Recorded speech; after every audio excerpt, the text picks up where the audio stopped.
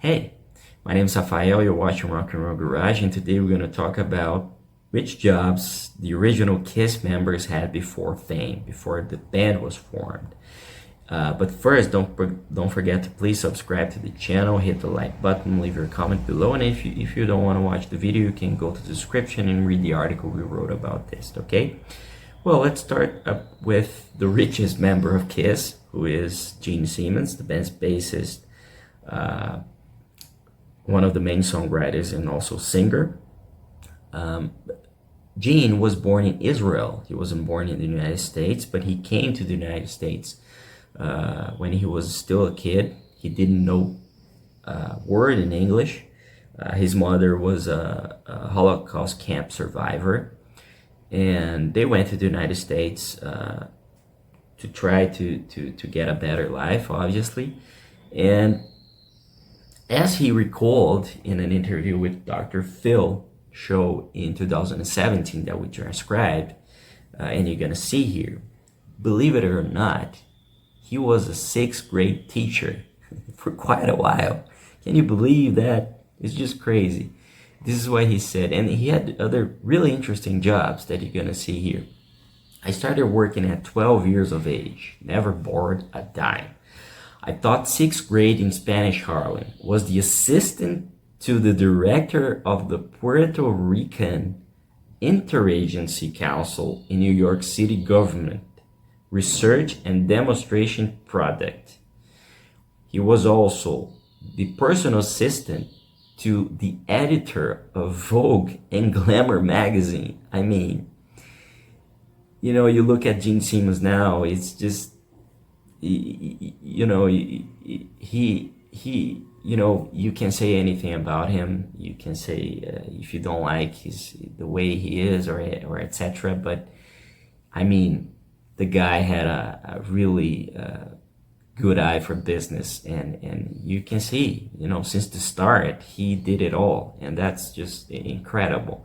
And this is at the time at the show, at the Dr. Phil show, there was a wannabe rock star who was spending all the money of his family trying to pursue his dream to become a rock star. And this is what Gene Simmons told him. He said, have your day job, make money, go do whatever it is what you want to do. I mean, you can be Superman, but for God's sake, even if he is Clark Kent, he goes to work. And, you know, it's an interesting thing. It's that, I mean, you got to have the plan B there. And Gene always had the plan B. Obviously, he wanted to become a rock star. He wanted to be as rich and successful as he became and influential. But he always had a plan B, and he had always something on the side, even after the Kiss success.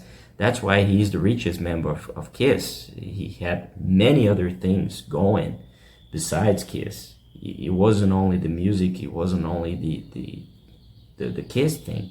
He had many other things on the side. Well, and talking about fortune, he has an estimated amount of his net worth is about $400 million.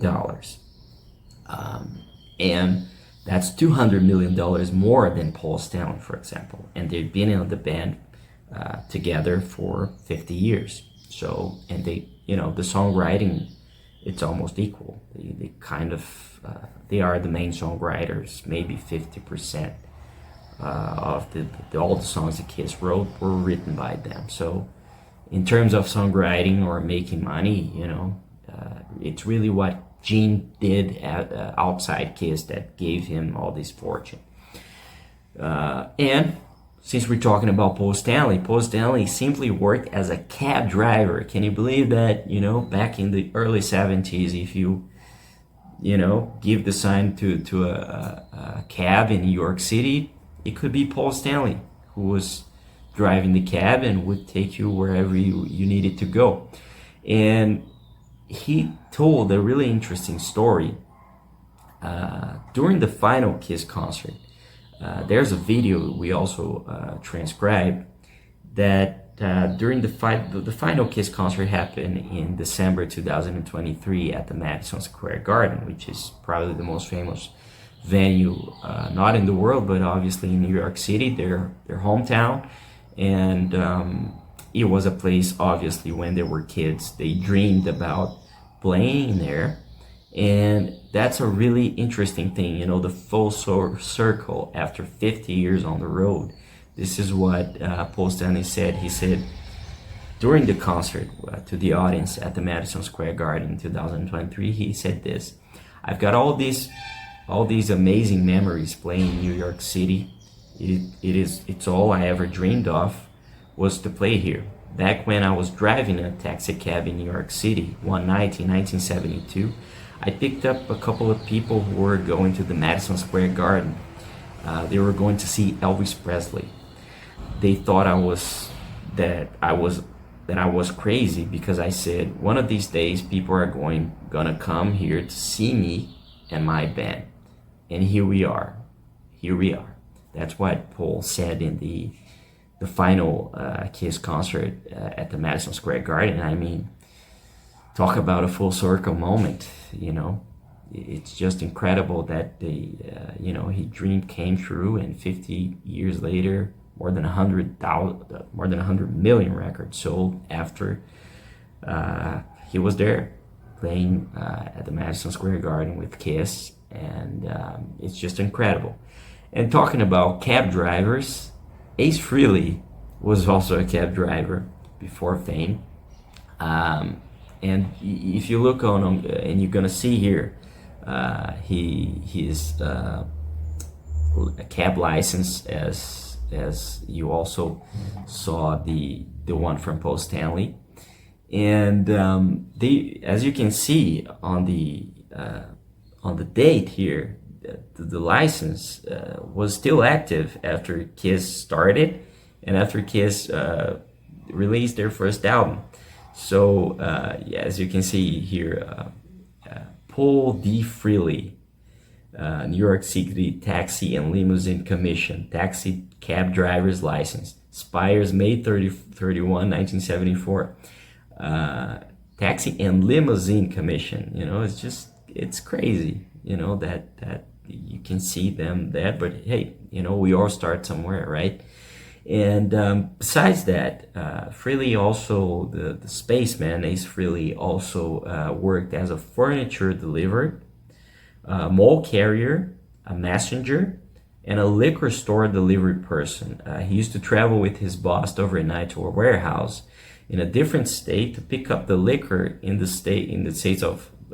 states like Connecticut and Pennsylvania. They would fill up the rental truck and take it back to New York. So it was obviously not an easy job. And he said in many interviews that he wasn't born with the silver spoon in his mouth, like all the members in Kiss. They all came from, they weren't millionaires or anything else before. They were really blue collar workers, and you know, it's just something that it's just incredible to see how far they went. And going to the final one from the original lineup was the drummer Peter Criss. Peter, he was a little bit older than the other guys in the band, and when he joined Kiss, he had been part of many other groups already. He had worked as a session drummer, and he even was part of a band called Lips before that. Can you believe that? Peter Criss, before forming Kiss with Paul, Gene, and Ace, he was in a band called Lips. You know, that's another of those incredible coincidences. And his first job was at the age of 15. One of his first jobs, he used to deliver meat. And he later on, he worked on a butcher shop in New York, and after that he also worked as a bartender in the bar that his uncle George had. So those were one of the few jobs that Peter Criss had. But later on, he was part of many bands, and he used to play with bands in clubs and everything before he joined Kiss. He started his musical career way before the other guys in the band. For example, Peter Criss' age now in 2024 is 78. He's 78, and he will celebrate December his 79 birthday. And for example, Paul Stanley, his age now is 72, so he's way younger than Peter Criss, and all the other guys in the band were about the same age. So Peter started way before them, everything. So, well, I hope you like the video. I think it's really interesting to look at the past of these superstars, to see that, everybody starts somewhere, and if we wanted to reach our goals, reach our dreams, see our dreams come true, we also have to do the hard work. We got to work 9 to 5 first, then to really do something else in life. So let's not forget that. Let's see these examples and see that we can reach for the stars, and maybe we can get there. Well, I hope you liked the video. Don't forget to subscribe to the channel, hit the like button, leave your comment, and please don't forget to visit rockandrollgarage.com. Okay, see you later.